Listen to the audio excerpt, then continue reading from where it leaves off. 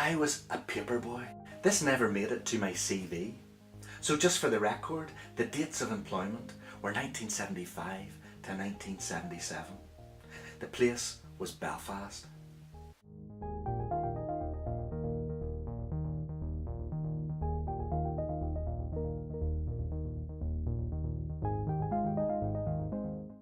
Paperboy almost happened by accident. I wasn't really planning to write a book, but when I was doing this creative writing course, they gave us an exercise called random object exercise, and you were given a list of 5 words. The word that I chose was guitar, and I just started writing what I could remember about guitar.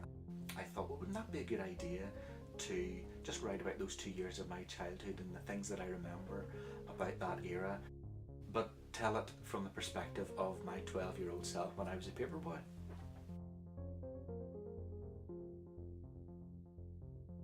My favourite place to write is coffee shops on Port Stewart Prom.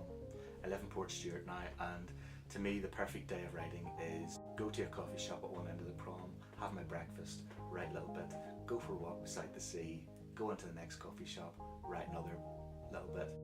After Paperboy, I wrote Breadboy, so that's the second book, and Breadboy is, I'm 15 years old in that, so it's 1978 to 1980. As the name suggests, I was headhunted for being such a good paperboy and got a job as a van boy in the bread van. The latest book, the third one, is called All Grown Up, and in this one it's 1982 to 1985, and it tells the story of how I left Belfast and I went to what was then called the New University of Ulster at Coleraine.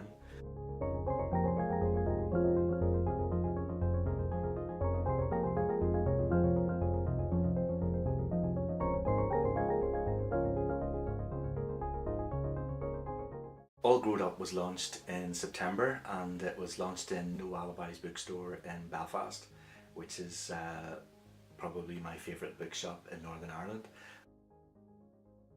Since then I've been doing a whole series of book readings and signings in all the Waterstones bookstores around Northern Ireland, and then I've also been to the USA and I did various book readings at Celtic festivals and bookshops in Pennsylvania and Indiana and New York City, and there was a big launch of All Grown Up in the New York Irish Centre.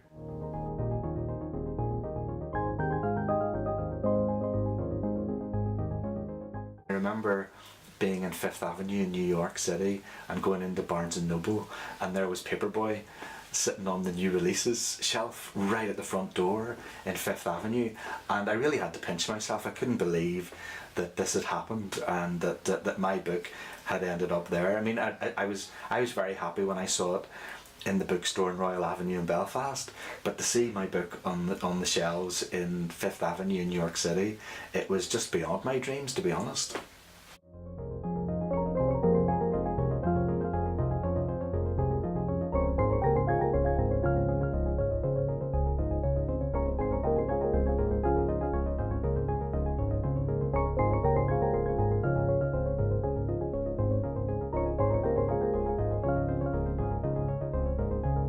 Yet, as you will learn in these slightly less fragile pages, I was happy with my calling. I was a good paperboy. I delivered.